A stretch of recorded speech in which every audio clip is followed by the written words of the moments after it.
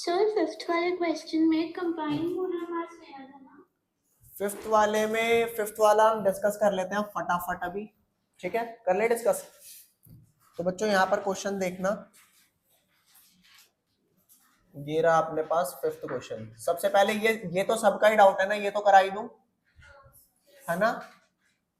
ये लो, स्टार्ट करते हैं बेटा इस क्वेश्चन से। सबसे पहले इसका मतलब समझेंगे, मतलब क्या है। ये कह रहा है how many ml of 0.1 normal HCl, HCl का कितना वॉल्यूम 0.1 मोलर का चाहिए so that it reacts completely with 1 gram mixture of sodium carbonate and sodium bicarbonate. ठीक है, होता ही है HCl एक एसिड होता है, और 11th क्लास में अगर आपने इक्विलिब्रियम चैप्टर में पढ़ा हो तो इक्विलिब्रियम में क्या बताया था, जितने भी हमारे कार्बोनेट सॉल्ट होते हैं और जितने भी बाइकार्बोनेट सॉल्ट होते हैं, ये क्या होते हैं हमारे, ये बेसिस होते हैं। तो ऑब्वियसली बात है बेस जो है वो हमारा एसिड से रिएक्ट करेगा, करेगा ना, बिल्कुल।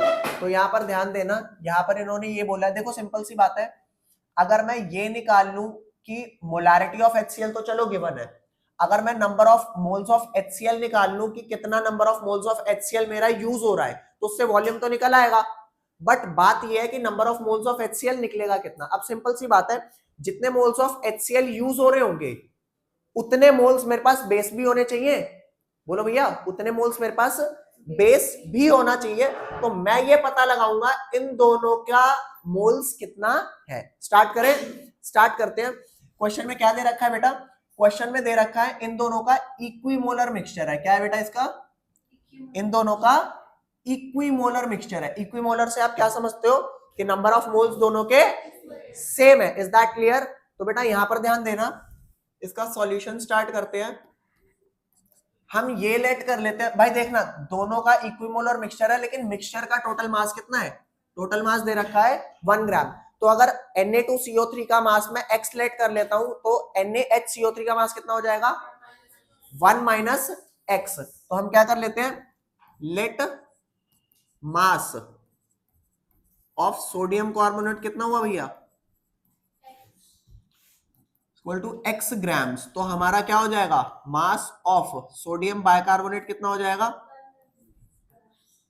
ये हो गया 1 माइनस एक्स ग्राम्स। ठीक है, अब मेरे को इन दोनों के गिवन मासेस तो मिल गए। अब गिवन मासेस से मैं क्या कर सकता हूं, अगर गिवन मास को डिवाइड कर दूं मोलर मास से तो क्या निकल आएगा, number of moles. Is that clear. तो बेटा ध्यान देना, सोडियम का कितना होता है 23, हाइड्रोजन का 1, कार्बन का 12, ऑक्सीजन का 16। तो इस हिसाब से मेरे पास molar mass of sodium carbonate क्या निकल के आएगा, 106 gram per mole. Is that clear. और molar mass of sodium bicarbonate कितना निकल के आएगा बेटा, ओ भैया क्या मैं ये मान के चलूं आप कैलकुलेशन सही करके आ रहे हो, कंफ्यूजन हो फटाफट अभी कर लेना इनको कैलकुलेट। क्लियर।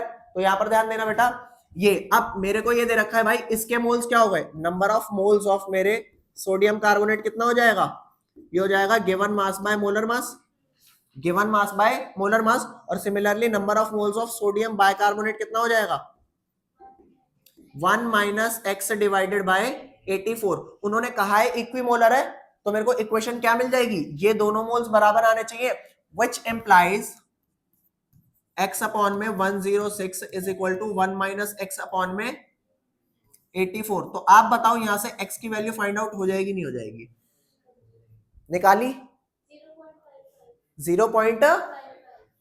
पक्का मान लो भैया ये कैलकुलेशन सही है। अगर कैलकुलेट करना है तो अभी कर सकते हो, कैलकुलेट करना है तो फटाफट इसे कैलकुलेट कर लो। वैसे बात सही कह रहे हो, इसकी x की जो वैल्यू आई है वो 0.55, ये करेक्ट है। Is that clear. चलें आगे। अब अगर x की वैल्यू 0.55 है तो 0.55 डिवाइडेड 106 मोल्स आ जाएंगे मेरे। तो बेटा बताना number of moles of sodium carbonate कितना आ जाएगा, 0.55 डिवाइडेड बाय 106। कैलकुलेट कर ले फटाफट, कैलकुलेट करके बताओ कितना आ रहा है, 0.005। आपसे हो गया है वाला आंसर, क्या आया, हाँ यहीं तक हुआ है, अब कोई इशू नहीं, यहां तक कोई डाउट हो तो बताओ भाई। आपको एक बात बोलूंगा, हल्का सा भी डाउट आप बेझिझक पूछो, समझ रहे हो बात को? तो यहां पर ध्यान देना, कितना आया बेटा 0.005। अरे कैलकुलेट करना चाहो तो भाई आगे भी हो जाएगा, इसके आगे शायद 2 आता है, 3 आता है, 5 आता है, 8 आता है, तुम कॉन्सेप्ट देखो ना यार। ये बात समझ आई बेटा? एक बात बताओ, अगर number of moles of sodium carbonate 0.0052 है तो number of moles of sodium bicarbonate कितना आएगा, जल्दी बताओ। हाँ, 1 माइनस एक्स डिवाइड बाई 84। एक चीज और है कि हमारे को इक्विमोलर मिक्सचर दिया है ना, मींस जितने मोल्स इसके होंगे उतने ही मोल्स, तो स्टेप बच गया। अरे करने को तो तुम क्या करो, 1 में से माइनस करो, एक्स डिवाइड बाई आ जाएगा। लेकिन एक और है कि दिमाग लगाओ, अगर दोनों के सेम मोल्स है तो इसके भी मोल्स कितने आएंगे, 0.0052 moles. Is that clear?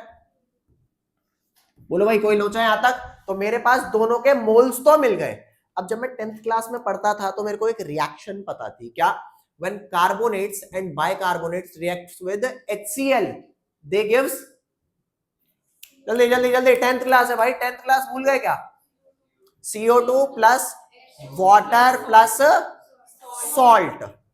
Is that clear? तो उठा भैया यहां से, यहां पर मामला ये है कि ये रहा मेरा सोडियम कार्बोनेट, जब रिएक्ट करेगा HCl से, चेक करना अगर यहाँ पे 2 Na है तो रिएक्ट करने के लिए बैलेंसिंग करनी पड़ेगी ना, 2 HCl, तो क्या मिलेगा बेटा यहां से 2 NaCl plus H2O plus. Is that clear? तो चेक कर भैया, 1 मोल ऑफ सोडियम कार्बोनेट कितने मोल ऑफ HCl से रिएक्ट कर रहा है, 2 मोल से। तो अगर आपके पास इसका 0.00 जो भी है 5253 जितना भी लिखा है, इतने मोल्स कितने से रिएक्ट करेंगे, 2 multiply 0.0052 mole. Is that clear? Please tell me, confirm? तो सोडियम कार्बोनेट कितने HCl के मोल से रिएक्ट कर रहा है, मिल गया। सेम मैं नेक्स्ट रिएक्शन लिखूंगा। नेक्स्ट रिएक्शन मेरी क्या होगी बेटा? सेकेंड रिएक्शन मेरी है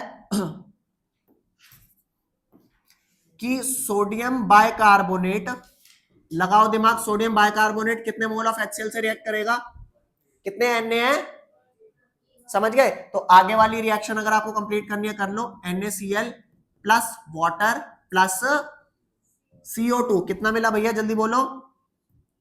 यहां पे 1 मोल कितने से रिएक्ट कर रहा है, 1 से, तो कुल मिला के 0.0052 मोल कितने से करेगा, 0.0052। ये समझ आया? तो फिजिकल केमिस्ट्री सिर्फ फिजिकल केमिस्ट्री इन्वॉल्व नहीं करती, वो क्या इन्वॉल्व करती है, इनऑर्गेनिक केमिस्ट्री भी।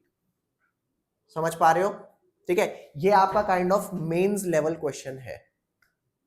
मतलब अगर बोले कि दे तो रखा है एनसीईआरटी में लेकिन लेवल इसका अच्छा है, समझ आया बेटा? आप इक्विमोलर तक इजीली हर बार पहुंच जाओगे।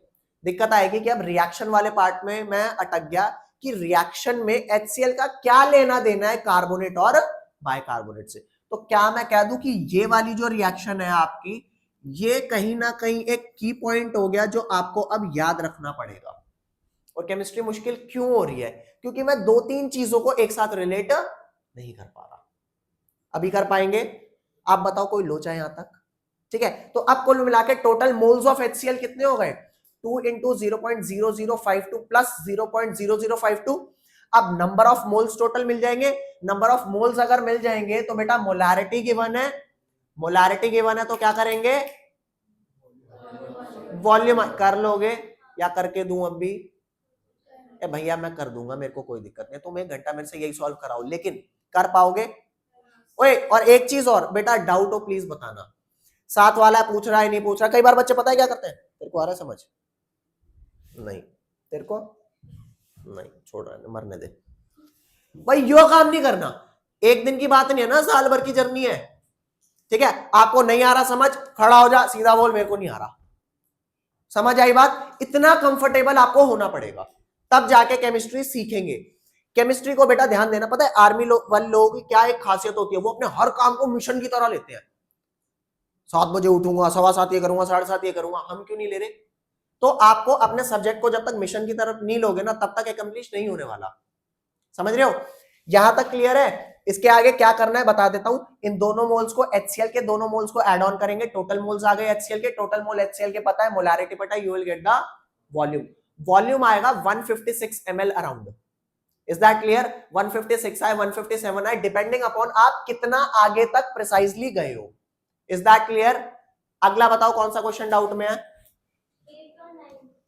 8 और ला भाई 8th क्वेश्चन कितनों का डाउट है? ये पहले बताओ 8वें तक पहुंचा कौन कौन है और बाकी? सर एक ही डाउट था। एक ही डाउट था, कोई इशू नहीं। एक बार 8वां भी देख लेता फटाफट बेटा। लास्ट क्लास में अपन ने क्या करा था? मैंने आपको जो डेफिनेशन बताई थी वही डेफिनेशन एक बार देखनी है। अरे यार यो मत कर भाई।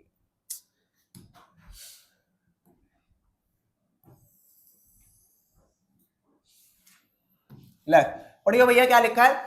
मैंने आपको पहले तो ये बता बेटा पीपीएम का मतलब क्या हुआ करता था। ओए पहले तो नए बच्चे कौन कौन से हैं? मिलियन। मिलियन में कितना होता है? 1 मिलियन कितना है? 10 lakhs। तो अगर यहां पर जैसे आपको पता है सॉल्यूशन में सॉल्यूट और सॉल्वेंट होता है, तो अगर किसी ने 15 ppm लिखा है तो 15 ppm का मतलब है 15 ग्राम सॉल्यूट है कितने में?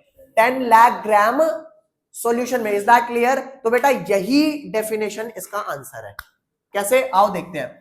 इसमें क्या रखा है कि sample of drinking water is found to be contaminated from 15 ppm by mass. इसके आगे क्वेश्चन क्या है? रह गया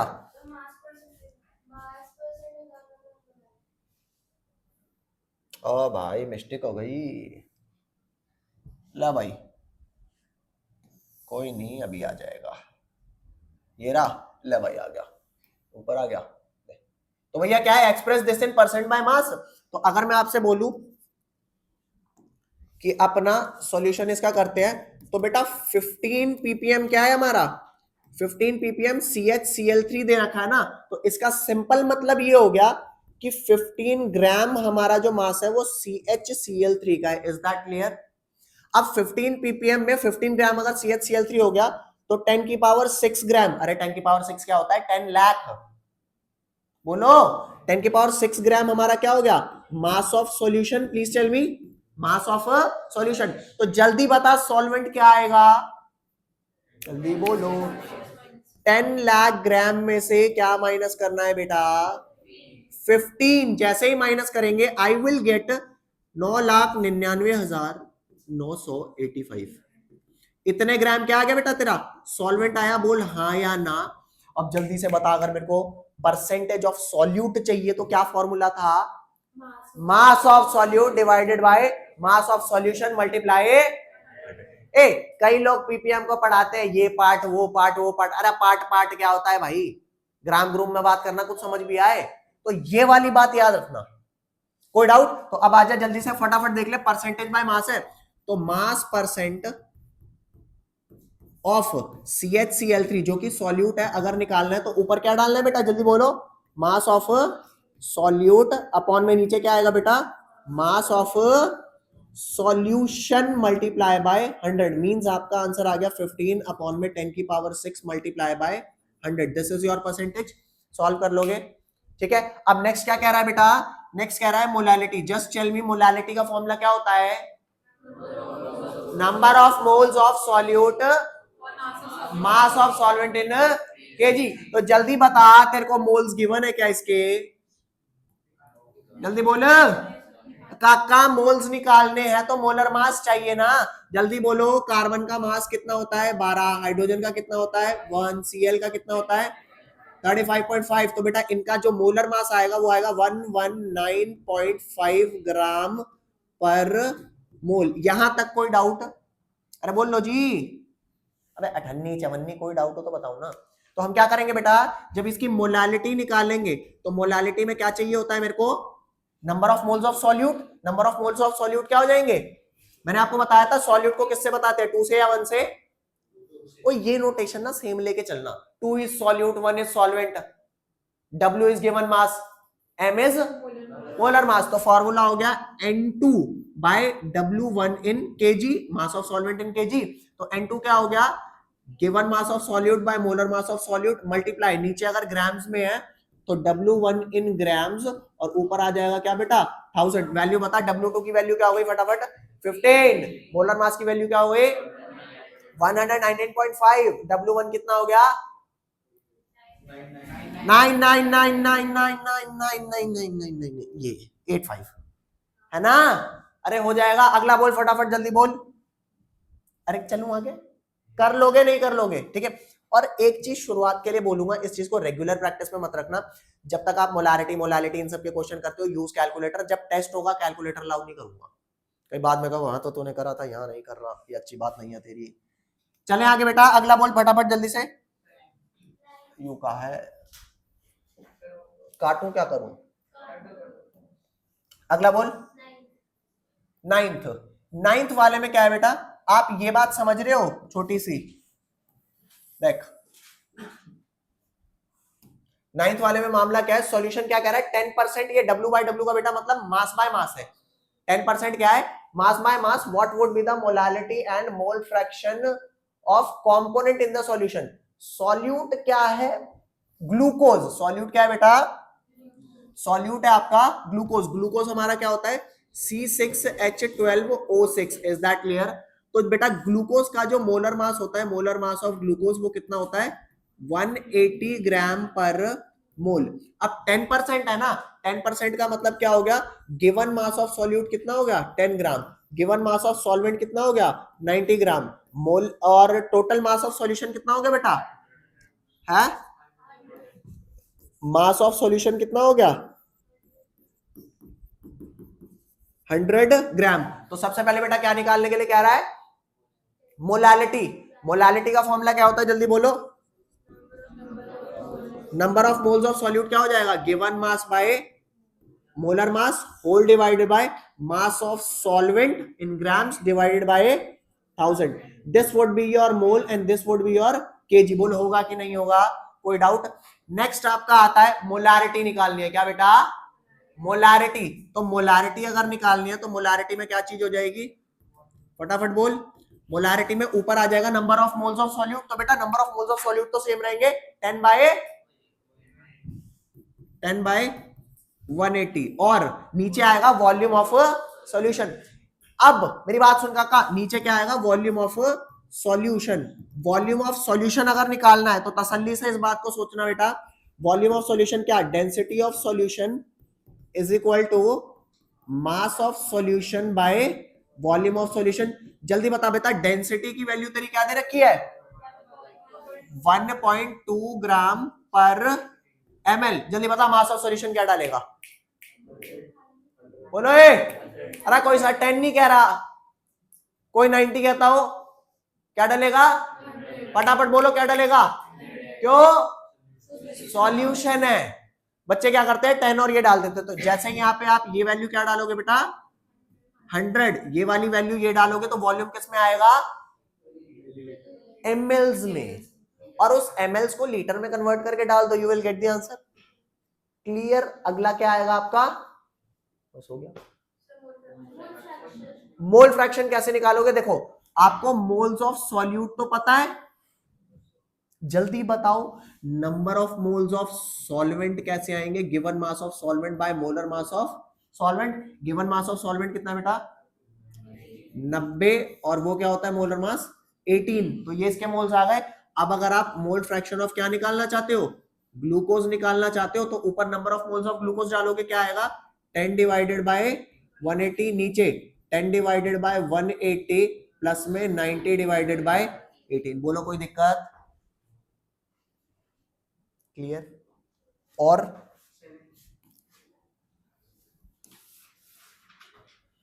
सेवंथ वाले में ले भाई फटाफट देख इसे, एक सेकंड एक सेकंड एक सेकंड, अरे योगा होगा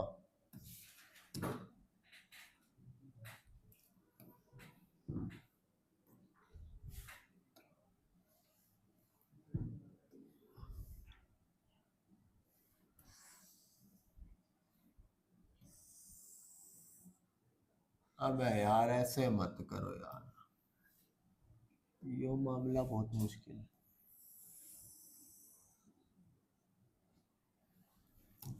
क्या कह रहा है भाई इसमें? Ethylene glycol. इथाइलिन ग्लाइकोल क्या होता है बता रखा है, C2H6O2।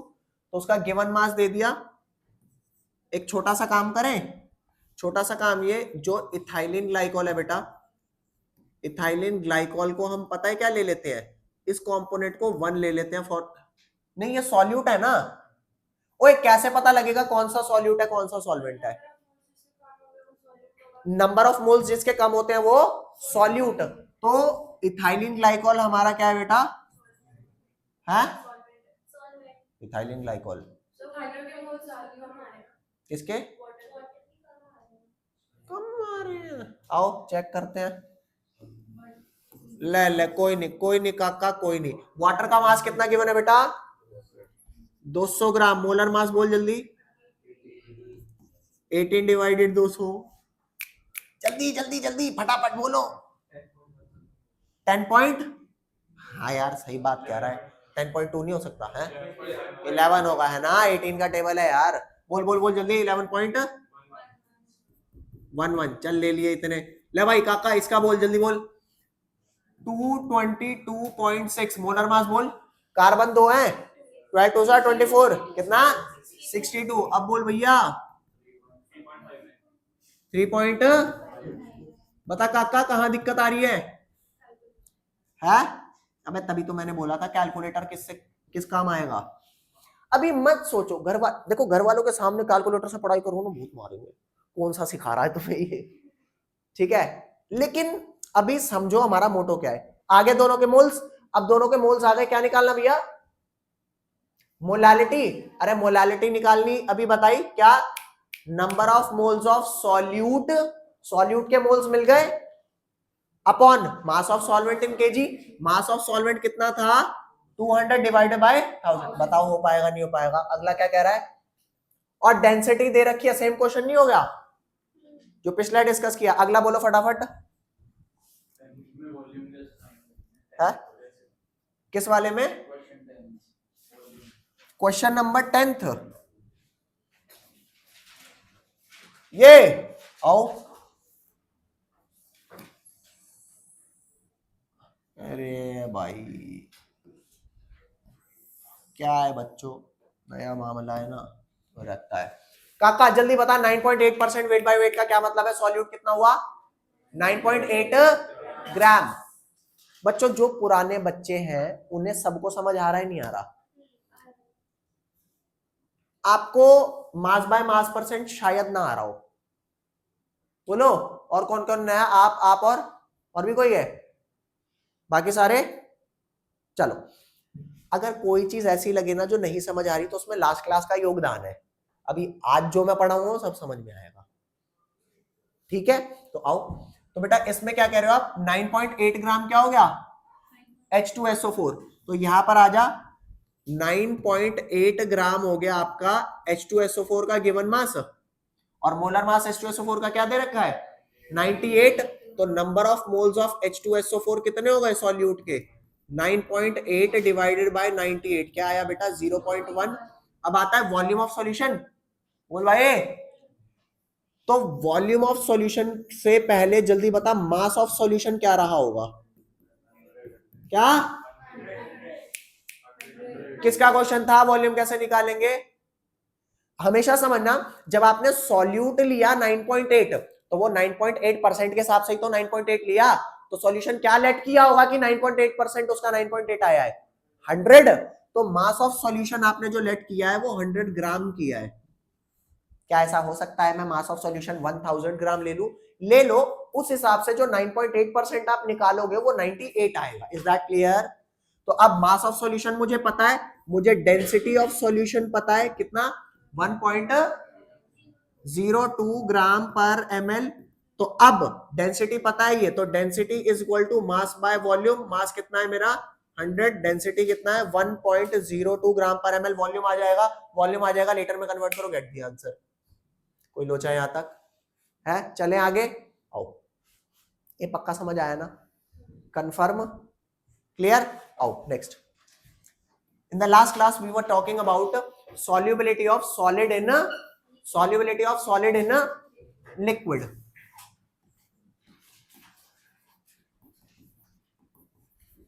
Solubility of solid in a liquid. तो बेटा याद रखना, लास्ट क्लास में मैंने आपको क्या बताया था कि ये पहली सॉल्युबिलिटी है जो हमें पढ़नी है. यहाँ पे हम क्या करते हैं, यहाँ पर हम सॉल्यूट लेते हैं, वो सॉल्वेंट के अंदर डालते हैं, और जैसे ही सॉल्वेंट के अंदर डालते हैं तो वो क्या बन जाता है, सॉल्यूशन.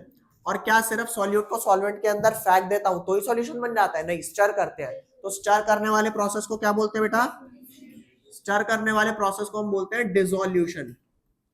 ठीक है. और मान लो अगर सॉल्यूट में डिसॉल्व करता रहूं और एक टाइम पे ये लगे मेरे को कि डिसॉल्व होना बंद हो गया, तो अल्टीमेटली डिसॉल्व होना बंद नहीं होता.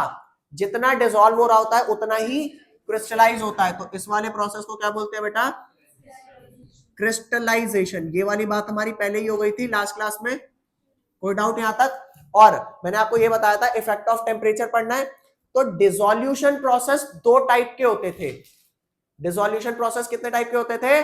एक बात बताओ, शुगर जब वाटर में डालते हो तो वो डिसॉल्व होना बंद हो जाता है. जब आप हीट करते हो तो मोर सॉल्यूट डिसॉल्व होता है. हाँ, तो आपको क्या लग रहा है, टेम्परेचर बढ़ाने पर क्या सॉल्युबिलिटी हर बार बढ़ती होगी? नहीं. टेम्परेचर बढ़ाने पर क्या सॉल्युबिलिटी हर बार बढ़ती है क्या? सिर्फ तब बढ़ती है जब जो डिसोल्यूशन प्रोसेस है वो एंडोथर्मिक हो. ये जल्दी बताओ, चाय बनाना कैसा प्रोसेस है? एंडो मींस हीट एब्जॉर्ब कर रहा है तब जाके डिसॉल्व हो रहा है. लेकिन लिक्विड वाटर को आइस में कन्वर्ट करना कैसा प्रोसेस है? मैं हीट दूंगा और कहूंगा प्लीज प्लीज आइस बन जाओ, आइस क्यूब बन जाओ, मेरे को कोक में डाल के पीनी है, तो बन जाएगा आइस? नहीं, हीट रिलीज कराओ उसमें से, फ्रीजर में डालो ना. फ्रिज वही तो डिवाइस है जो हीट को निकलवाता है. तो समझना, जितने भी एंडोथर्मिक प्रोसेसेस हैं वो क्या होते हैं? टेम्परेचर बढ़ाने पर फेवर करते हैं. लेकिन जितने एक्सोथर्मिक प्रोसेस हैं वो टेम्परेचर बढ़ाने पर फेवर नहीं करते. और आप 11th क्लास में थर्मोडायनेमिक्स पढ़ चुके हो, तो यहां पर ध्यान देना, डेल्टा एच ऑफ डिसोल्यूशन, इसको बोलते हैं डेल्टा एच ऑफ सॉल्यूशन. अगर ये पॉजिटिव है ना, अगर ये पॉजिटिव है तो डिसोल्यूशन प्रोसेस क्या माना जाएगा? एंडो. इस केस में होता क्या है, अगर मैं टेम्परेचर इंक्रीज करता हूं तो सॉल्युबिलिटी क्या होती है बेटा?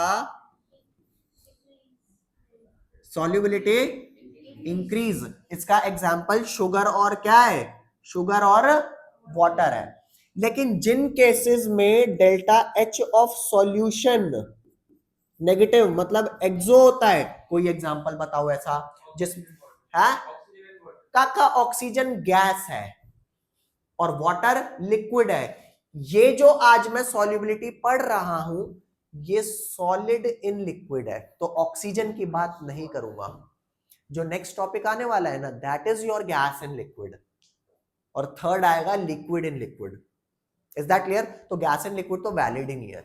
चलो मजे की बात, इसका एग्जाम्पल अपने को नहीं पता, बट याद रखना, क्योंकि डिसोल्यूशन प्रोसेस अगर एक्सो है मींस वो हीट रिलीज कर रहा है तब डिसॉल्व हो रहा है ना, तो उस केस में अगर आप हीट दोगे तो वो फेवर नहीं करेगा. तो इस केस में क्या होगा बेटा, आप टेम्परेचर इंक्रीज करोगे तो सॉल्युबिलिटी इज गोइंग टू. ये वाली बात समझ आई या नहीं आई? तो ये तो था आपका क्या, इफेक्ट ऑफ टेम्परेचर. बताओ टेम्परेचर का इफेक्ट क्लियर है या नहीं है?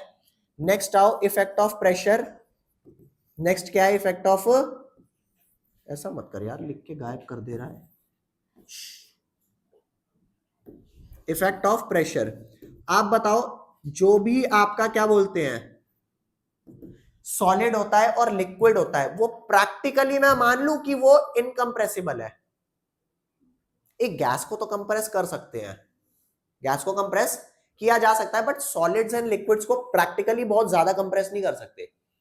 तो ध्यान देना, इफेक्ट ऑफ प्रेशर क्या होगा? No effect. Why? As both solids and liquids are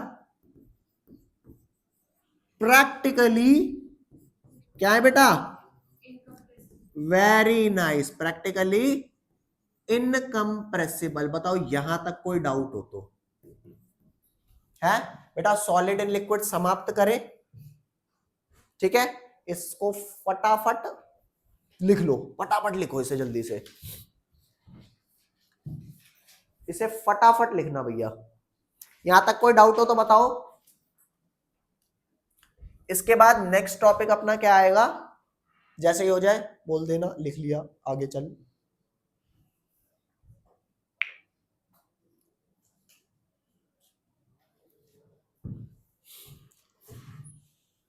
बेटा जितने भी ऑनलाइन स्टूडेंट्स हैं, आपको समझ में आ रहा है? यस चलो सर एक बार डेल्टा एच नेगेटिव होगा तो वो वाला केस समझा दो। ठीक है, बता रहा हूँ। हाँ बोलो। थर्मो समझ नहीं आया था, एंथैल्पी ऑफ सॉल्यूशन आया नहीं था, वो समझा दूं? एक बात बताता हूँ, एंथैल्पी ऑफ सॉल्यूशन टॉपिक बहुत बड़ा है, मगर मैं एंथैल्पी ऑफ सॉल्यूशन का मतलब समझा देता हूँ। क्या मतलब समझा देता हूँ। जब भी कभी मैं किसी चीज को पानी में डिसॉल्व करता हूं, तो या तो उस डिसॉल्व होने के प्रोसेस में वो डिसॉल्व होते हुए हीट गेन कर रहा होता है या फिर हीट लूज कर रहा होता है। तो जो डिसॉल्व होते हुए हीट गेन कर रहा है, तो उसको क्या चाहिए कि मैं भाई डिसॉल्व हो रहा हूं, फटाफट मेरे को हीट की सप्लाई दो। समझ गए? बोलो, समझ रहे हो? वाइल कुछ प्रोसेसेस ऐसे होते हैं जिसमें कुछ सब्सटेंस ऐसे होते हैं जो जब डिसॉल्व होते हैं तो वो हीट गेन नहीं करते, वो हीट क्या करते हैं, रिलीज कर रहे होते हैं, तभी डिसॉल्व हो रहे होते हैं। आप कहोगे यार ये डिफरेंस क्यों है? भाई ये अपना नेचर है। देखो हम जितने भी लोग यहां बैठे हैं, हम में से ही कुछ लोग ऐसे होंगे जो सर्दियों में कंफर्टेबल फील करते होंगे, उन्हें गर्मियां बड़ी चिढ़ाती है। और जबकि कुछ बच्चे ऐसे होंगे जो गर्मी में कंफर्टेबल फील करते हैं, उनको सर्दियां थोड़ी सी इरिटेट करती हैं। ऐसा है कि नहीं है? या ये सिर्फ मेरे साथ ही है? ऐसा होता है। अब यार सिंपल सी बात है, आप किसी ऐसे बंदे को जो ठंडे प्रदेश में रहता है, उसे ले जा करके तुम साउथ अफ्रीका छोड़ दोगे, क्या होगा? वो परेशान हो जाएगा, क्योंकि उसे ठंडे में रहने की आदत है। तो समझना, यही सेम चीज यहाँ पे एंथैल्पी ऑफ सॉल्यूशन के साथ है। वैसे अगर आप इसका डिटेलिंग मांग रहे हो ना, तो डिटेलिंग बेटा जो एंथैल्पी ऑफ सॉल्यूशन की होती है, अगर आपको थोड़ी बहुत क्या बोलते हैं वो याद है, थर्मो याद है, तो यहाँ पे दो तरह की एंथैल्पी हुआ करती थी। एक का नाम होता था लैटिस और एक का नाम होता था हाइड्रेशन। कोई नहीं, हाइड्रेशन और लैटिस दोनों इस साल समझाई जाएगी, चैप्टर में आगे मूव करेंगे, इस बार अच्छे से समझाया जाएगा, क्योंकि इसका भी यूज है और इसका भी यूज है। 11th क्लास की आपने जितनी केमिस्ट्री पढ़ी वो 60% एज इट इज उठ के 12th में यूज आती है। डोंट वरी, जो मिस रह गई, जो नहीं समझ आई, वो सारी चीजें कराई जाएंगी। ऐसा बिल्कुल नहीं होगा कि अच्छा ये तो तब पढ़ लिया, ओके डन करो चलो। क्या भाई हो लिया, फिर मैं आया क्यों यहाँ पे? ये बात समझ में आई? Is that clear? चलें आगे। यहां पर सिंपल देखो, यहां पे सिंपल मामला ये था कि डेल्टा एच ऑफ सॉल्यूशन जहां जहां पर नेगेटिव आ रहा था, मतलब वो हीट रिलीज कर रहा है, तब चीज डिसॉल्व हो रही है। तो अगर आप उसको हीट करने लग जाओगे, मतलब आप उसे हीट प्रोवाइड कर रहे हो, तो जब आप उसे हीट प्रोवाइड कर रहे हो तो वो क्या अपनी हीट रिलीज कर पाएगा? क्या वो काम पूरा कर पाएगा कि लो जल्दी जल्दी हीट निकालो? भाई तुम सप्लाई करे जा रहे हो ना। सोच करके देखो, पानी ठंडा कब ज्यादा होता है रेफ्रिजरेटर में, सर्दियों में या गर्मियों में? गर्मियों में क्या रेफ्रिजरेटर काम करता है? नहीं करता। इतने बोतल ठंडी भी नहीं हुई होती, हम निकाल के पीना चालू कर देते हैं। मिलता है क्या ठंडा पानी? नहीं मिलता भाई। समझ गए बात? चले आगे नेक्स्ट। और एक चीज आपको बताऊंगा, ये टॉपिक्स अभी रिपीट होंगे। पता है एक चीज होती है, जब आप किसी चीज को बार बार बार बार बार बार सुनते हो ना, तो वो याद होता है। इसलिए एक चीज हुई है रिवीजन वाली। आपके जितने कॉन्सेप्ट यहां पर आएंगे वो सारे ना बार बार जब रिपीट होंगे ना, तब जा करके ऑर्गेनिकली दिमाग में बैठेंगे, कहेंगे ओ अब जाके क्लियर हुआ। समझ पा रहे हो? नेक्स्ट आते हैं बेटा किस पे?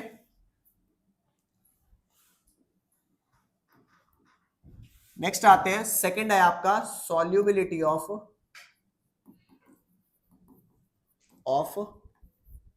गैस इन लिक्विड, किसकी सॉल्युबिलिटी है बेटा?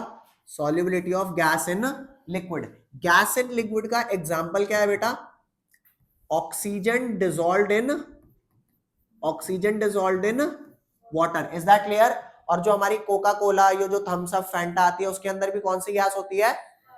कार्बन डाइऑक्साइड गैस होती है। तो गैस वाली का टेस्ट अलग आता है और जब गैस एंड में निकल जाती है तो भी टेस्ट अलग आता है। तो मतलब गैस का टेस्ट होता है। तो अब ये समझते हैं कि यहां से क्या मामला आता है। मैं यहां पर एक डायग्राम बना रहा हूं, ये ध्यान देना, इसे समझना। मान लो यहां पे आपका सपोज पानी है, ये क्या है आपका? ये पानी है, ठीक है। और ऊपर हमने क्या लगा रखा है? यहां पर ऊपर यहां पे लगा रखा है बेटा पिस्टन। आप सबने वो तो देखा होगा जो सीरिंज आता है ना? सीरिंज में आगे से ओपन होता है, जो भी चीज होती है वो निकल जाती है, या पिचकारी में भी ऐसा होता है। यहां ऐसा कुछ नहीं है। ऊपर क्या है? ऊपर गैस है। ऊपर क्या है बेटा? गैस। और आप एक बात बताओ, अगर ऊपर गैस के मॉलिक्यूल हैं तो क्या थोड़े बहुत गैस के मॉलिक्यूल इसमें डिसॉल्व होंगे? बोलो हाँ या ना। गैस के मॉलिक्यूल डिसॉल्व होंगे। और अगर मैं कुछ ऐसा कर दूं कि इसको प्रेशराइज करूं, क्या करूं बेटा? इसको प्रेशराइज। यहां पे मैं क्या कर रहा हूं बेटा? Increase pressure. तो अगर प्रेशर इंक्रीज करूंगा तो मामला होगा क्या? जो ये मेरा सेम कंटेनर है, क्या है? सेम कंटेनर, यहां पर ये है, ठीक है। वही चीज है, यहां पर हमारा नीचे क्या डाला हुआ है? यहां पे इधर की साइड क्या है? पानी है, ठीक है। और ऊपर क्या है? जो प्रेशराइज किया, तो मान लो मामला में प्रेशराइज करते करते यहां ले आया, तो गैस मॉलिक्यूल यूं नहीं बोलेगी, ओए कौन दबा रहा है मेरे को? बोलो, बोलेगी नहीं बोलेगी? दबा रहे हो। तो आप बताना, यहां पे गैस का प्रेशर अब ज्यादा लग रहा होगा या पहले ज्यादा लग रहा था? अब ज्यादा लग रहा था। तो जब गैस को तुम प्रेशराइज करोगे तो गैस बेचारी मजबूरी में इसके अंदर घुसेगी नहीं घुसेगी? अरे बोलो, गैस को घुसना पड़ेगा और प्रेशराइज करके और दबा दे। कितना दबा सकते हो? मैक्सिमम। जहां तक वाटर का लेवल है, तो वाटर के लेवल तक दबाओगे तो सारी की सारी गैस आनी जाएगी इसके अंदर। क्या मैं ये बात बोलूं कि जैसे जैसे मैं सरफेस के ऊपर, लिक्विड सरफेस के ऊपर प्रेशर ऑफ गैस इंक्रीज कर रहा हूं तो गैस की सॉल्युबिलिटी इंक्रीज हो रही है लिक्विड में? हाँ, this is your Henry's law. क्या है ये? एक वर्ड होता है पार्शियल प्रेशर। क्या वर्ड होता है? अभी हमारा जो एयर है, इस एयर में कौन कौन सी गैस है? ऑक्सीजन, नाइट्रोजन, CO2, अदर और गैसेस हैं। तो उसमें मान लो N2 का कितना प्रेशर है? That is called partial pressure of nitrogen, partial pressure of oxygen. और जब सारी गैसेस का पार्शियल प्रेशर प्लस कर दूंगा तो क्या आएगा? Total pressure. Is that clear? तो समझना, कोई सी भाई, अब जरूरी थोड़े है यहाँ पे सिर्फ CO2 है, हो सकता है अदर गैसेस भी होंगी। तो जिस गैस पे प्रेशर जितना ज्यादा मैं यहां लिक्विड सरफेस के ऊपर बढ़ाऊंगा, गैस उतनी ज्यादा डिसॉल्व होगी। Is that clear? तो बेटा ध्यान देना कि लॉ ये कहता है कि जो प्रेशर ऑफ गैस है ना above the surface of liquid, that would be directly proportional to mole fraction of gas. मतलब उसकी जो, एक सेकेंड वेट, इसको काटते हैं, हटा दो। क्या मैं ये बात बोलूं कि जो सॉल्युबिलिटी है गैस की, जो सॉल्युबिलिटी है गैस की, वो डायरेक्टली प्रोपोर्शनल है किस चीज के? Partial pressure of gas. जितना ज्यादा ऊपर प्रेशर बढ़ाओगे गैस उतनी ज्यादा डिसॉल्व होगी। अरे बोलो हाँ या ना। अब मैं इस सॉल्युबिलिटी को या तो मोलारिटी की टर्म्स में बता सकता हूं, या मोलालिटी या मोल फ्रैक्शन, किसी भी टर्म्स में। तो अभी हम डिपेंड करते हैं किस पे? मोल फ्रैक्शन पे। अरे किसी भी टर्म्स में आ सकता है। तो मान करके चलो, इस वाले केस में अगर मोल फ्रैक्शन गैस का कुछ है, तो यहां पर मोल फ्रैक्शन राइट साइड में ज्यादा होगा गैस का इसके अंदर, या लेफ्ट साइड में? कहां ज्यादा होगा? राइट साइड में। तो क्या मैं कह सकता हूं कि जो मोल फ्रैक्शन ऑफ गैस था, मोल फ्रैक्शन ऑफ गैस था, वो डायरेक्टली प्रोपोर्शनल किसके था? प्रेशर ऑफ गैस के। या फिर इसको उल्टा कर सकते हैं, pressure of gas is directly proportional to mole fraction of gas. तो अब जब प्रोपोर्शनैलिटी कांस्टेंट हटाऊंगा तो pressure of gas is equal to KH of gas, और ये मोल फ्रैक्शन ऑफ गैस। देखो बेटा, सारी चीजें गैस की है। क्या क्या? सारी चीजें गैस की है। क्या? प्रेशर भी गैस का, मोल फ्रैक्शन भी गैस का और जो कांस्टेंट आया वो भी गैस का। नहीं आया समझ? अगर इस बात को हमें समझना है तो बस आप ये याद रखना कि सरफेस के ऊपर जितना ज्यादा प्रेशराइज करोगे गैस उतना ज्यादा सॉल्युबल होगी। क्या जरूरी है कि यहां पर मैं सॉल्युबिलिटी को मोल फ्रैक्शन की टर्म्स में ही बात करूं? क्या मोलारिटी की टर्म्स में नहीं बात कर सकता? कर सकता हूं। और आगे क्वेश्चन आएंगे भी। किताब ने प्रायोरिटी बेसिस पे किसको ले रखा है? Mole fraction. Is that clear? पक्का? कॉन्सेंट्रेशन तो किसी भी टर्म्स में बता सकते हैं, mass by mass percent, volume by volume, mass by volume, mole fraction, parts per million, molarity, molality. Is that clear? Mole fraction को सॉल्युबिलिटी से आओ मोल फ्रैक्शन को रिलेट करते हैं। यहां ध्यान दो। क्या मैं ये कह सकता हूं, मान लो number of moles of liquid, ये जो भी लिक्विड है फिलहाल इसके मोल्स यहां पे 5 मोल है, क्या बोल सकता हूं ऐसा? आप बोलो, ये बात बोल सकते हैं कि नहीं बोल सकते? बोल सकते हैं। एक और बात लेट कर लो, जो यहाँ पे मोल फ्रैक्शन ऑफ गैस, जो number of moles of gas है वो 2 मोल है, क्या ये भी बात लेट कर सकता हूं? तो क्या मैं ये कह नहीं सकता कि मोल फ्रैक्शन ऑफ गैस यहाँ पर जो है वो number of mole of gas upon में number of mole of gas plus number of mole of liquid है? बोलो हाँ या ना, जल्दी बोलो जल्दी। तो कुल मिला के 2 अपॉन में 2 प्लस 5, तो जल्दी बता कितना आया? 2/7। इसे सॉल्व करूंगा तो कितना आएगा? 0.72 14, 2 और 6 2 8। तो बता मोल फ्रैक्शन कितना आया? कंफर्म? या सच्ची बताना, डिसॉल्व हुआ होगा तो मोल फ्रैक्शन कुछ तो गैस का आएगा। अब नेक्स्ट केस में कैलकुलेट कर। मान ले यहां पे number of mole of liquid अगर पहले 5 थे तो बेटा बाद में कितने होंगे? अबे number of moles of liquid थोड़े ऐड किए हैं, वो तो 5 ही रहेंगे, लेकिन जब तुमने प्रेशर इंक्रीज किया तो number of moles of gas कुछ तो बढ़े होंगे। हाँ बढ़े होंगे। ए बाहर क्या तुम्हें इस बात से मतलब है बाहर कितनी गैस है? तुम्हारी कोका कोला में जितनी गैस है तुम्हें तो उससे मतलब है? यूं करते हो, मेरी कोका कोला की गैस निकल गई है और बाहर से CO2, क्या बात है? ऐसा कर पाते हो क्या? नहीं। तुम्हारे कोका कोला के लिक्विड में कितनी गैस है तुम्हें उस बात से मतलब है। तो बेटा ध्यान देना, number of moles of liquid 5 ही है। अब तू बता दे number of mole of gas कितनी मान लो, कितनी और डिसॉल्व हो गई होगी? कोई भी नंबर ले सकते हैं। 2 के बाद 3 हो गई, 4 हो गई, 5 हो गई, 10 हो गई, ले 4 हो गई। तो अब बता मोल फ्रैक्शन ऑफ गैस कितना आएगा? Number of moles of gas ऊपर, नीचे टोटल मोल्स 9। अब बता कितना आया? बोल भाई 4/9 कितना है? 0.4। अरे बढ़ तो गया। तो अभी बता तू मोल फ्रैक्शन में एक्सप्लेन कर सकता है नहीं कर सकता? कर सकता है ना? कंफर्म?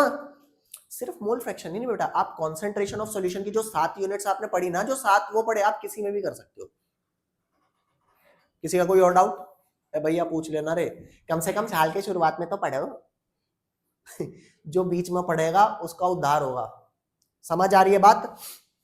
तो यहां पर क्या मैं ये बात बोल सकता हूं कि जितना ज्यादा ऊपर गैस का प्रेशर लगाओगे उतना ज्यादा मोल फ्रैक्शन ऑफ गैस होगा? डायरेक्टली प्रोपोर्शनल साइन हटाया तो KH आया, ये भी गैस का, ये भी गैस का, ये भी गैस का। जब तीनों गैस के तो हटाना गैस गैस गैस, सीधा बोल pressure is equal to KHX। बोलो हाँ या ना? अब एक ऐसी चीज बता रहा हूं जो जनरल है, सिर्फ केमिस्ट्री में नहीं, मैथ्स में, बायो में, फिजिक्स में, सब जगह काम आएगी। बताऊं? यहां ध्यान देना। देखो हो सकता है कई बच्चों को ये बात यूज टू लगती हो कि ओके ऐसा तो होता ही है, लेकिन कई बच्चों को नहीं पता होगी। तो जिनको नहीं पता बेटा फटाफट देख लो। आपसे एक क्वेश्चन पूछ रहा हूं, मान लो x और y क्वांटिटी अगर 2 मल्टीप्लाई होके कांस्टेंट आंसर देती है, तो ये दोनों चीजें x और y कैसे रिलेटेड है, डायरेक्टली या इनवर्सली? जल्दी बोलो। सारे बच्चों को ये बात पता है नहीं पता? जिसे नहीं पता वो सिर्फ बोलेगा मुझे नहीं पता। जल्दी बोल। सबको पता है। सारे इतने कलाकार हो कि पता है? एग्जाम्पल फिर भी दे देता हूं। मान लो यहां पे लिखा है 20, यहां लिखा है 2, 22 से कितना हुआ 40। अगर मैं 20 को घटा के 10 कर देता हूं तो अगर आंसर मेरे को 40 चाहिए तो ये क्या करना पड़ेगा? तो अगर ये चीज मैंने घटाई तो उसे बढ़ाना पड़ाना। तो हमेशा याद रखना, दो चीज अगर मल्टीप्लाई होती है होके कांस्टेंट आंसर देती है तो क्या होता है? Inversely related. और अगर कोई दो चीजें डिवाइड होकर के कांस्टेंट आंसर दे रही होती हैं तो वो कैसी होती है, याद रखेंगे, D for divide, D for directly related, और I for into, I for inverse related. Is that clear? So guys please tell me, अगर मैं प्रेशर को कांस्टेंट रखूं तो मोल फ्रैक्शन और KH क्या है, मल्टीप्लाई, मतलब इनवर्सली प्रोपोर्शनल. मतलब a gas having higher KH value will have less solubility. Solubility से रिलेटेड है ना जी. अरे बोलो, देखो क्लास में कई सारे बच्चे होते हैं, क्या सबका ग्रास्पिंग लेवल सेम होता है? तो टीचर का पढ़ाना कांस्टेंट, बट आपकी ग्रास्पिंग पावर आपके हिसाब से. Is that clear? तो वही चीज है कि अगर मैं कहूं कि एक गैस का प्रेशर 20 है, वो सॉरी एक गैस का KH 20 है और एक गैस का जो KH है वो सिर्फ 2 है, तो कौन सी गैस ज्यादा डिसॉल्व होने वाली है सेम प्रेशर पे? Is that clear? तो याद रखना बेटा, यहां पर इस वाली बात को याद रखना कि KH जो है वो इनवर्सली रिलेटेड है किससे बेटा? सिर्फ मोल फ्रैक्शन से नहीं, पूरी सॉल्युबिलिटी. बताओ ये समझ आया कि नहीं आया? तो अब मैं यहां से हमारे को मिला हेनरीज लॉ. क्या हेनरीज लॉ स्टेट करे? जल्दी बोलो फटाफट, आजा भाई स्टेट करते हैं. तो हेनरीज लॉ अगर आपको स्टेट करना है तो ध्यान देना. समझा?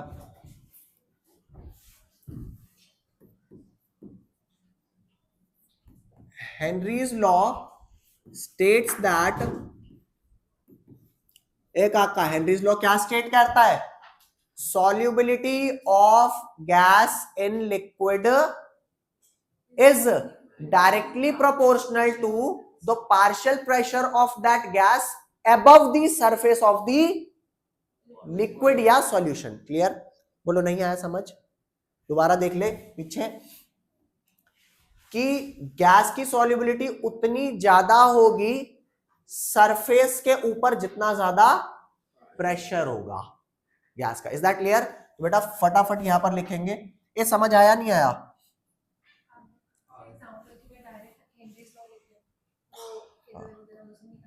क्यों नहीं करना? करना तो सब कुछ है. ले आप फटाफट लिखो जल्दी से. ए नोट्स ढंग से बनाओ रे, ठीक है? इसे तसल्ली से लिखो. In case any doubt please tell मी.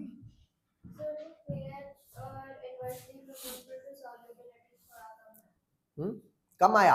ये बात समझ आई कि अगर दो चीजें मल्टीप्लाई होती है तो इनवर्स, ये पता है ना? तो यहाँ पे KH और X क्या हो रहे हैं? मल्टीप्लाई. तो जिस गैस का KH ज्यादा होगा उसका X कम होगा. X कम मतलब X is directly your solubility. समझ गए? है ये. तुम्हें एक बात बताओ, छोटी सी बात बताओ. कुछ बच्चे ऐसे होते हैं जिन्हें जब तक मारो ना कूटो ना ढंग से, वो पढ़ते नहीं है. लेकिन कुछ बच्चे ऐसे होते हैं जिनको अगर आपने थोड़ी सी आंख भी दिखा दी ना तो बेचारे डर जाते हैं. वो पढ़ना चालू कर, अपना काम करना चालू कर देते हैं. वैसे बच्चों को अगर आपने मार दिया तो तुम तो क्या बेटा दुनिया का प्राइम मिनिस्टर भी नहीं उसे पढ़वा सकता, क्योंकि वो बच्चे ना फिर चिढ़ जाते हैं. तो इसलिए जैसा बच्चा हो वैसा ट्रीट करो. कूटने वाले को कूटो, जो नहीं कूटना उसे मत कूटो, उसे आंख दिखा के काम चला लो. तो सिंपल सी बात है. एक बात समझना, गैस भी ऐसे ही कई प्रकार की होती है, ठीक है? KH और X जो है, KH अगर किसी गैस का ज्यादा है तो वो उसका मोल फ्रैक्शन सेम प्रेशर पे खुद ही कम आ रहा होगा, ठीक है? और एक बात और, ये चीजें अगर अभी एकदम से यहां क्लिक नहीं कर रही ना तो थोड़ा टाइम लगेगा, क्योंकि मैथ्स कॉन्सेप्ट और ये सारे जो कॉन्सेप्चुअल्स हैं ये सच में एक दिन में नहीं आते समझ. ऐसी बहुत सारी बातें हैं जो आपको पता है बट आज नहीं समझ में आएंगी. किसी के माँ बाप ऐसे कहते हैं कुछ नहीं रखा, पढ़ाई वढ़ाई में घूमा भैंस की पूछ. बोला आज तक किसी के माँ बाप ने? क्यों नहीं बोला? जल्दी बोलो. अगर आपको पता था पढ़ाई इतनी इंपॉर्टेंट है, आपने क्यों नहीं की? क्योंकि उस एज में नहीं समझ आया. समझ आ गई बात?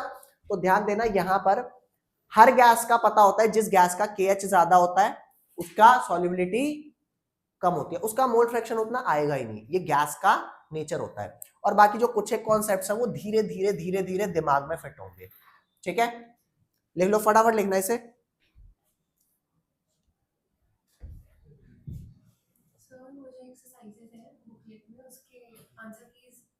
उसकी आंसर कीज जो है ना, मैं नेक्स्ट क्लास से हर उसकी आपको लिख करके भेज दूंगा, ठीक है?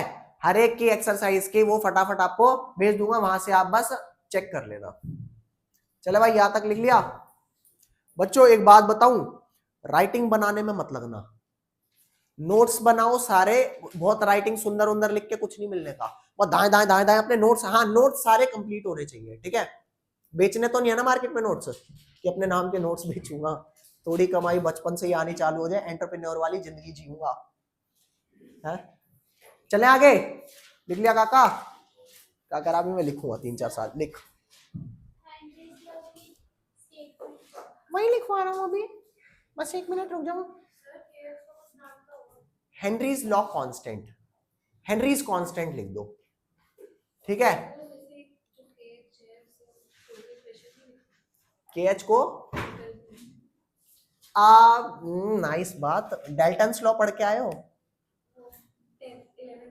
हाँ, डाल्टन्स लॉ जो है उसी का एक सेगमेंट काट के ये टॉपिक बनाया है, इसके आगे इसी का डाल्टन्स का ही एक सेगमेंट राउल्स लॉ में आता है। बात तो कहीं ना कहीं प्रेशर की है ना, और डाल्टन्स कहीं ना कहीं बाप है इन सबका, ये बच्चे हैं उनके, ठीक है? चले आगे है,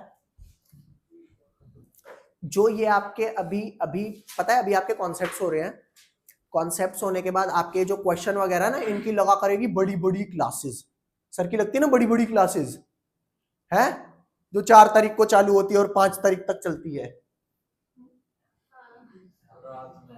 हाँ चलती है ना, वैसे अब केमिस्ट्री की भी लगेंगी बेटा, जो 4 को चालू होंगी और 5 तक चलेंगी है। कुछ कुछ क्लासेस तो 6 तक भी चलाऊंगा, 6 बजे या चलें आगे, आओ। क्या लिखा है अंग्रेजी में? अंग्रेजी में लिखा है Henry's law states that the solubility, अरे यार यहां भी लोचा है क्या? That the solubility of a gas in liquid is क्या?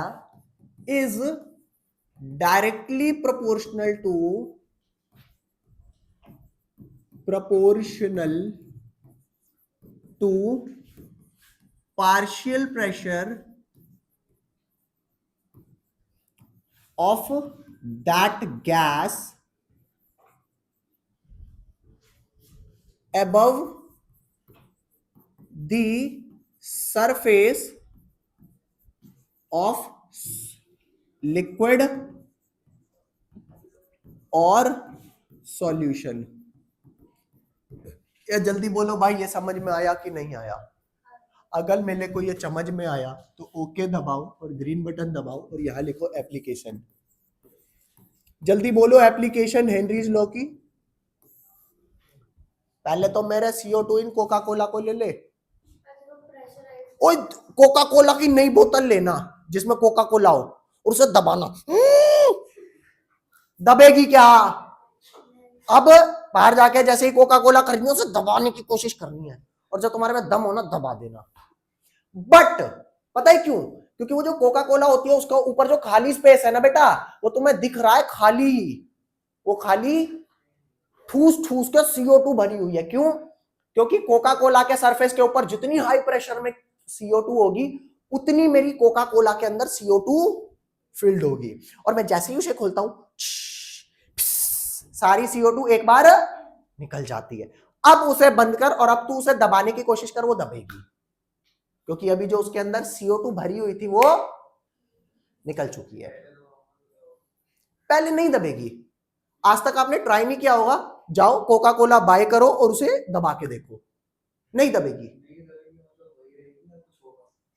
होगा कुछ नहीं, तुम मैं जानो तो दबा लेना कि मैं हूं बाहुबली, मैं तो दीवार को भी पिचका देता हूं, नहीं दबेगी। और भाई दबा लियो भाई, मान ले यो कोका कोला, ये कोका कोला है तो नहीं, तो वो ऊपर सील पैक नहीं है, दबा के ढक्कन खोल देगा, खुल जा भाई, नहीं खुलेगा। दबाइयो एक बार, दबाइयो, सब छोड़, मैं तो कहता हूं वो जो ऐसे वाला होता है ना उससे दबा, नहीं दबेगी। अबे कोका कोला है, सलमान खान ऐड करता है, ऐसी वैसी चीज नहीं है। है, अब करना। लेकिन जैसे ही आप उसे खोल दोगे गैस निकल जाएगी ना, उसके बाद बंद करके अब दोबारा देखना पिचकेगी, और वो पिचकेगी और कोका कोला ऊपर आएगी, दब जाएगी। लेकिन जब CO2 भरी थी ना, बहुत प्रेशर में गैस थी उसमें, नहीं दबेगी। तो आओ बेटा, सबसे पहले पढ़ेंगे क्या, इसको नीचे करेंगे और इसको ऐसे करेंगे, फिर इसको ऐसे करेंगे, फिर ऐसे ऐसे करेंगे, और जब ऐसे ऐसे करेंगे बेटा तो उसके नीचे आएगा क्या यार, कोई नहीं जाएगा, ऊपर जाएगा। जाओ भाई, जाओ भाई, ऐसे तो मेरी क्लास का टाइम ही हो जाएगा, ऐसे मैं नहीं पढ़ा पाऊंगा। अरे चलो चलो चलो, कोई नहीं 2-2.5 मिनट और सही, चलो चलो चलो और चलो। अब आई ताऊ देखियो, ज्यादा चला गया कोई गाल नहीं, और नीचे चल लेते हैं जब चला ही गया तो। ये क्या लिखा भैया, हेनरीज लॉ, या भैया देखना वो बड्डा बड्डा, Henry's law finds several application in industry and explains some biological phenomena. First, to increase the solubility of CO2 in the soft drinks, soda water are sealed under high pressure. समझ में आया? नहीं आया? बोलो ऐसे। आ गया? पहला। दूसरा, जो आज नहीं हो पाएगा, कब होगा? नेक्स्ट क्लास में। हाँ, आप बाहर से प्रेशर बढ़ा रहे हो, आप लिक्विड जो अंदर है उसके ऊपर थोड़े प्रेशर बढ़ा रहे हो। उसकी जो वॉल्स है वो लगाएंगे सर, बट फॉर्मूला में तो पार्शियल प्रेशर ऑफ गैस है ना, एक्सटर्नल प्रेशर थोड़ी है।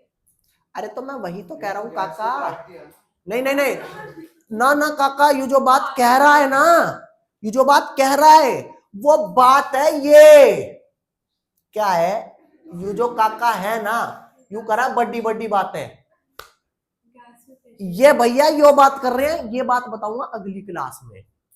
और मजे की बात एक और बताऊंगा, इसके नीचे और है, यो वाली बात अगली क्लास में।